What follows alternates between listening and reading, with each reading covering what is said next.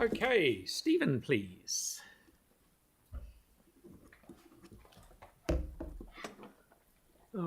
Hi. When I wrote the submission to the long-term plan, I was in a campground in the far north on a cycling trip, typing on a small computer, smaller than this one, and I wasn't sure if I'd make it back for this meeting. So please forgive the typos in the submission, and good evening. Overall, I think you guys have done a good job in putting this long-term plan together. It's finding middle ground in a lot of decisions where people have quite polarised positions. But two things I wanted to talk about. One is connectivity of cycle networks, and another one is about road safety. So on the cycle networks, I thought I'd be making up some diagrams, but I found this transport plan, which might actually be the most recent transport plan that Christchurch City Council has, and it's talking about networks. The diagram in the centre is the strategic road network, those roads that are considered strategic, and then for different modes, different networks arise. The one at the top right is what's the main roads that are important for freight, and the one at the bottom right is the principal elements of a public transport network. Can I have the next slide? Oh, that's it. On that same report, that was the first time that a report showed the idea of adding major cycleway routes to the cycle network. And we have concentrated on those cycle routes for, 12, 13 years. But the other part of it was that there needs to be local cycleways. And that diagram on the right there is showing the anticipated network of those local cycleways. Now, you can't make cyclists use the routes. You've got to use a carrot. There is no stick. So you've got to make them appealing. And one Dutch guide that I've seen says that the requirements for cycle routes are to make them coherent, cohesive, direct, attractive, safe, and comfortable. So you have this big network, but can all cyclists use the routes? I've shown these categories before. They are originally American categories. They've been adopted by New Zealand Transport Authority Agency. Types of cyclists. There's the strong and fearless, shown in the red there. They're the sort of people that take holidays on riding on state highways. There's enthused and confident, the yellow ones. And there's an awful lot of people that are interested but concerned. They're not really happy riding on the road. So each of those types of cyclists will only be able to use part of your cycle network.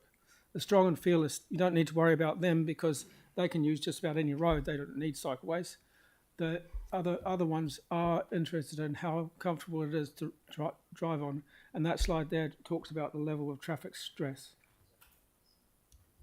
I'm going to skip through that one. I've showed that through many community boards last year. It shows where the Wednesday wheelies have found routes around town. But the other thing I want to talk about is health and safety. 8 to 10 years ago, I was a volunteer firefighter in a small central Otago town, and the fire service was preparing us for new health and safety laws. And one of the bigger things was that all this corporate type health and safety stuff applied to volunteers. So we had to lift our game a little bit. We were doing the stuff, but we had to lift the game. But the other surprise, the other sting in the tail was we had an increased responsibility for the safety of other people at emergency scenes. Because we had the authority with the power over an emergency scene, it was our duty to use that power to enhance safety of people there. So we had to think about cordons and traffic control and things like that in a much more coherent way. Now, I think this could well apply to road controlling authorities. If you've got the power to make a road safer by road design or setting a speed limit, there is some responsibility under this law that you use it. And so that is something I'd like to consider. I sent in a copy of a discussion paper with my submission that discussed that. And from the final slide. This is something put together by Glenn Corey and presented at a conference last year. It's statistical evidence that reduced speed limits can save lives. Okey-dokey. That's... It's been a long day. Tyler, then Kelly, then Aaron. Kia ora, Stephen. How are you? Hey, I was really intrigued by slide number 2, and you were indicating around what happens in the Dutch guide around the 5 points. But the thing I wanted to ask is, are you indicating that you would like to focus, instead of the major cycle routes as a whole, that you would rather localise? No, I just think we should not forget that there's that secondary part to the cycle network. I think the major cycleways are important, and they modify behaviour and open up cycling to a whole different group. Where I live, which is very close to Kelly, there is no major cycle routes there. I've got to find safe cycle routes home.